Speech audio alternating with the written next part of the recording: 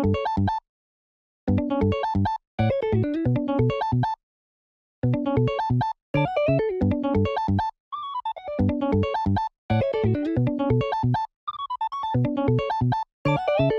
what's up guys? This is a video about the unfortunate situation that my friend Zent had to go through in his 10-round online regional run hosted by Carta Magica yesterday. There was a bit of a situation that he ran into with a Nami player not having the correct amount of cards in their deck, and this video is basically just to highlight, you know, what can we do or what situations can you do in moments like this. And, you know, just kind of going over what happened, how it all played out in the end. And it's more for an educational purpose and a standpoint, not meant to be attacking anybody. But at the end of the day, people that do play like this, you know, it's pretty embarrassing from my opinion. But, you know, I think that Zent handled it very well. And this is a video highlighting what should be done and how, you know, some of these situations can be avoided. Yo, what's up ladies and gentlemen? Good to see you again. And we've got a bit of a weird video. It's different than what I normally put here, but honestly, it's something that I do think is very important. It's something that I've talked about in some of the podcasts with FTC before, but you know, unfortunately, with any card game, you're gonna have some deviant behavior happening in these matches. And sadly, we ended up having a really deviant Nami player get one over on my man Zent here. And I am joined by the man, the myth, the legend, the purple Luffy god during OPO 8 right now, Zent himself. And dude, if you just want to introduce yourself a little bit to the people. Yeah, absolutely. My name's Kevin. I go by Zent.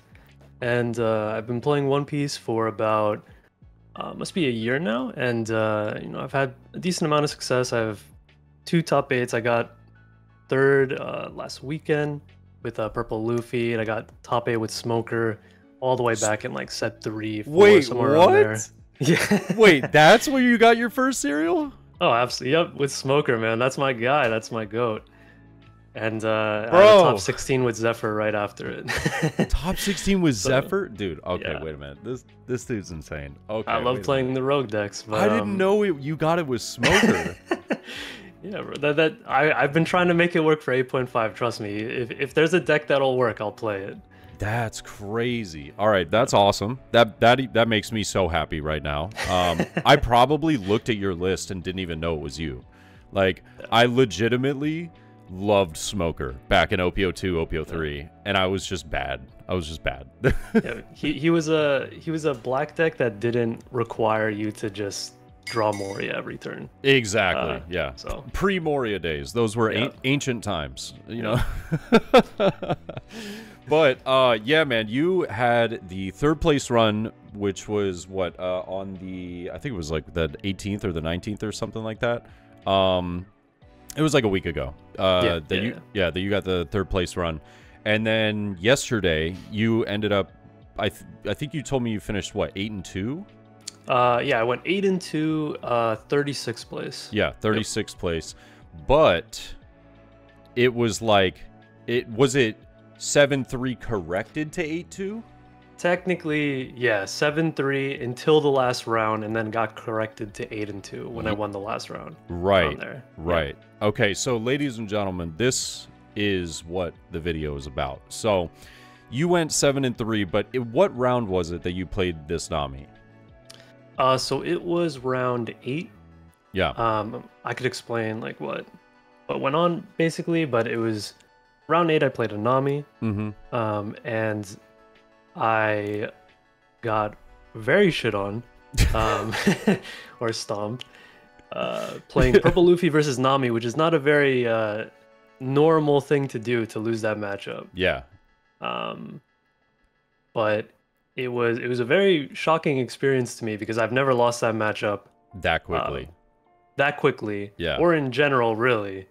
But it turns out he had a little bit less cards in deck than what he should have had. You know, just a smidge. Yeah, just a smidge. Just a smidge. You know? Which is crazy, man, because the backstory of how we're here right now is I'm live last night. I'm streaming. Zent pops in. He hops in the chat, and he's just like, oh, man, you know, went 8-2, blah, blah, blah. He was like, but I played against a Nami that had 40 cards in their deck. And I'm like, bro, elaborate. What do you mean? 40 cards in their deck? That can't be right, right? And you could tell the story, but, I mean, you were blowing my mind last night. I was like, what? Absolutely. He resolved 0, draw 2 triggers off of life, 1 Pilaf, and I think 3 Kayas, and 1 Gavel, and maybe two or 3 rubber bands. And he was down to 8 cards in deck. By the time I was on my 10 Dawn turn as Purple Luffy. Yeah. And he ended up milling himself out, and you know, obviously took it on the chin. I'm like, somewhere I played bad, I'm sure. Yeah. But afterwards, I realized like maybe I was missing something, or I went to go back check the VOD to see if I misplayed, and I noticed that after counting the cards, for every card he drew, milled, etc., I counted total 43 cards in his main deck. Oh, okay. And 43 cards. So he was 7 cards off, and yeah, it was the turn that he actually won. He used basically all the cards in his hand to get to 0. Wow. So theoretically, he should have been at around 9 to 7 cards left in deck. Yeah. On the turn that he won. Wow. Yeah. That's unreal, man. And yeah, so I was Zent has sent me the footage of this match, so I will be, you know, confirming to, you know, like, hey, yeah, this is like literally legitimately a 43 cards in the deck that, you know, this player was using. I mean, it's crazy when you think about it. You know, I've made the mistake before of going to locals, but yet again, this is just locals, where I made the mistake of like, man, why am I not seeing one card? And I realized I forgot to sleeve it, and I was running a 49 card deck, right? Yep. So like, I can see that, you know, that was a mistake on my part at locals, right? But I could see, I could give some grace if it was like 1 card shy. Like, yeah, I still would be like, well, that's cheating, you know, like for a deck that specifically is about that, you know, about milling all the cards in the deck and having that as your objective to win. I would still be a little upset, but like 7 cards, bro. 7 cards, and you know, me and you talked a little bit, but yeah, the other things that, you know, Dawn management, you know, mispaying for, you know, paying 2 instead of 3 for certain things. Yeah. Not discarding a card when you're supposed to for hand size purposes. A lot of it just like factored into just me getting stampeded by Nami as Purple Luffy, which is, you know, again, yeah, I took it on the chin in the moment, but afterwards I'm like, this doesn't seem right. This doesn't seem right. Right. And yeah, so that's the story, ladies and gentlemen. But with the story, there is more that comes with it. So obviously, you know, this ended up happening, and you said you're round 8. You were, you know, kind of feeling a little fishy about it. You went back and watched it. Did you watch it? So that's what I'm interested in. Did you watch this? Because I really want this to be a learning experience for many people that are going to be playing either in these online, mostly, but sometimes offline tournaments where, you know, stuff like this can happen. You know, what are some ways that we can counteract that? Did you watch this and like contact a judge about this between that round and your next round, or was it even later into the tournament? Oh, so right after the round, I think there was about 15, maybe 14 minutes left. We had a really quick game. So I watched it over and I noticed, you know, the discrepancy, looked it over with a friend. Yeah. You know, they told me they see the same thing. So I contacted the judge. We just joined the table that we were at previously. Shout outs to the judges. Like I was pressing them because, you know, I was X1 at that point. So yeah, I had a reason to be pressed. Absolutely. But, you know, phenomenal job by them. I told them about it. They told me, listen, the round's going to end soon. We don't have time to watch this right now. but we're going to review this. We're going to look it over, send us the upload, and then we're going to make the correction, which they absolutely did. By the time my round 9 was done, I noticed that my last round was changed to win. Awesome. And I was ecstatic about it. I was like, thank you so much. You guys are the best. And all the proper proceedings and everything is dealt with. So shout outs to the judges. They were great about it. That's awesome. So that's good. I was curious whether it was like something that you noticed, you know, like towards the end of the tournament, or whether it was right in between that round. You know, like you said, tag the judge in the Discord, get into the call with them, send them the stuff.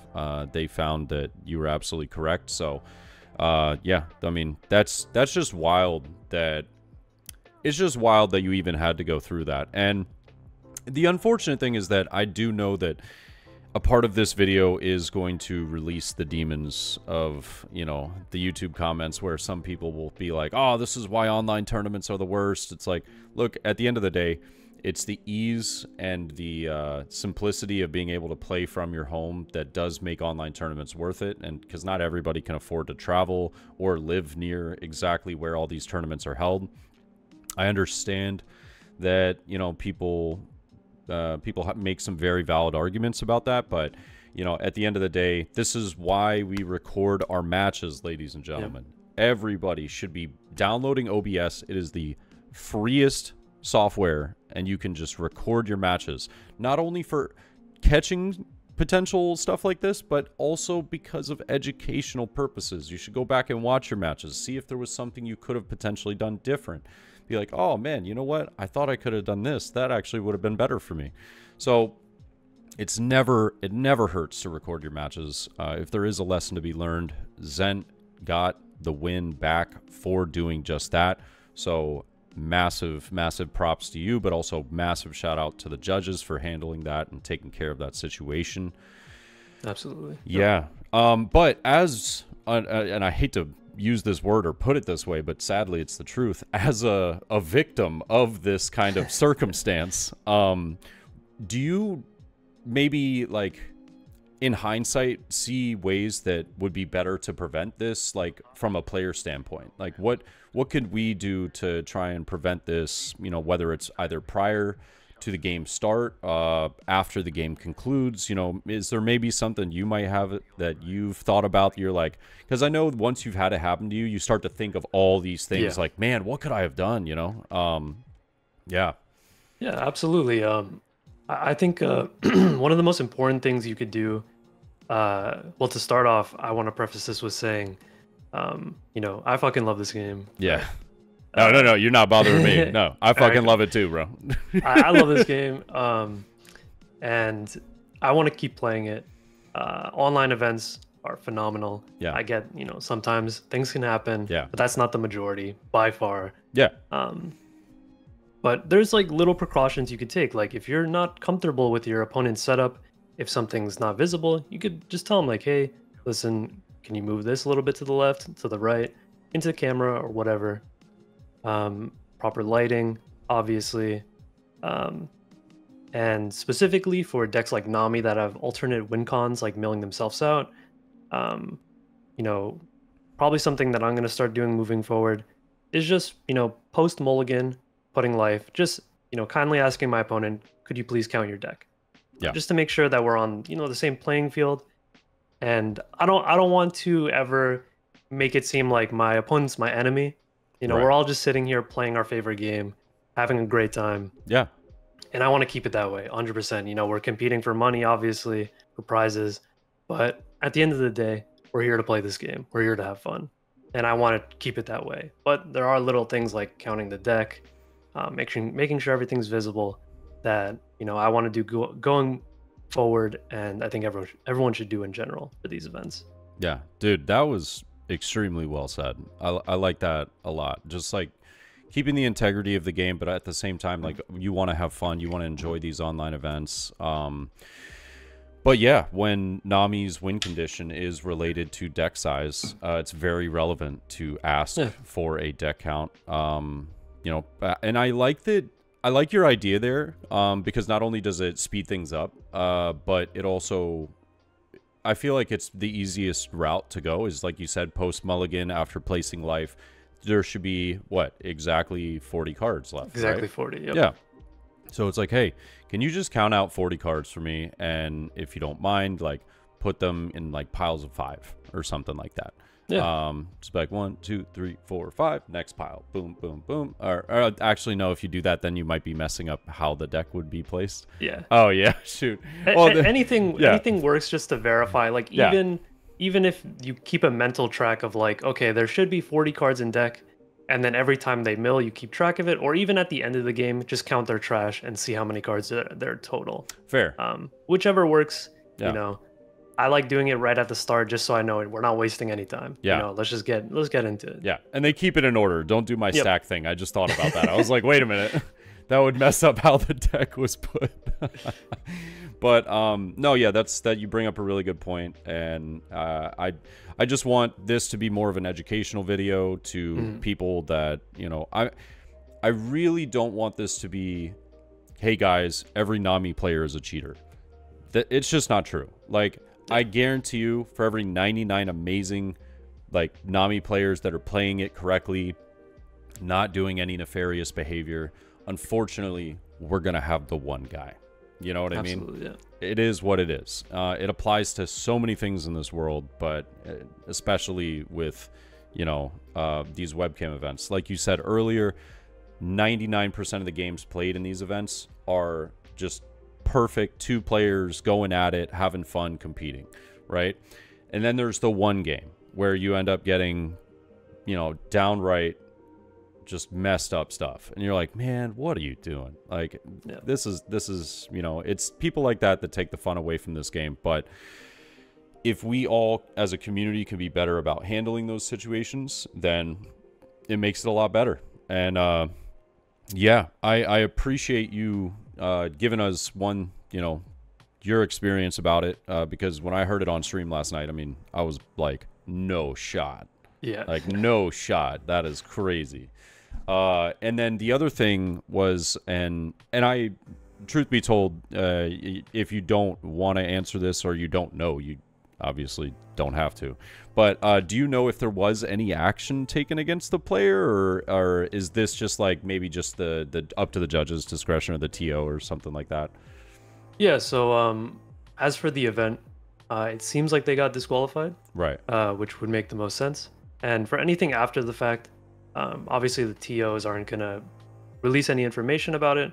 But what I can confirm is that as for almost every single case with stuff like this, is that the proper proceedings are being dealt with, the paperwork is being done, and whatever the TOs need to get done to get to Bandai, whatever is going on right now. And, you know, I have complete faith in the TOs and Bandai to handle it properly. So, you know, whatever happens, I'm sure is the right decision. And, you know, I have complete faith in them, whatever's going on. Yeah. And this was, I believe this was the Carta Magica event, correct? Yes. Yeah. So shout out to Carta Magica and the judges over there for taking care of the situation, handling that professionally. And yeah. I mean, that's about it, ladies and gentlemen. Just wanted to give you guys a little bit of information. I thought this was a really interesting story because I hadn't heard of such an egregious, like, example of this before. Like, 7 cards, like, that's ridiculous, bro. That is, like you said, as Purple Luffy, you hit 10 Dawn and they're already at 8 cards in deck, and you're like, huh? Yeah.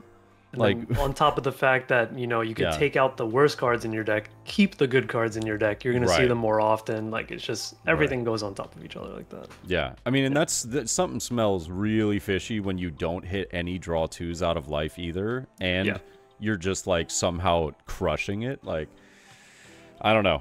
Little suspicious, but just want to say thank you to Zent for his time and sharing the story.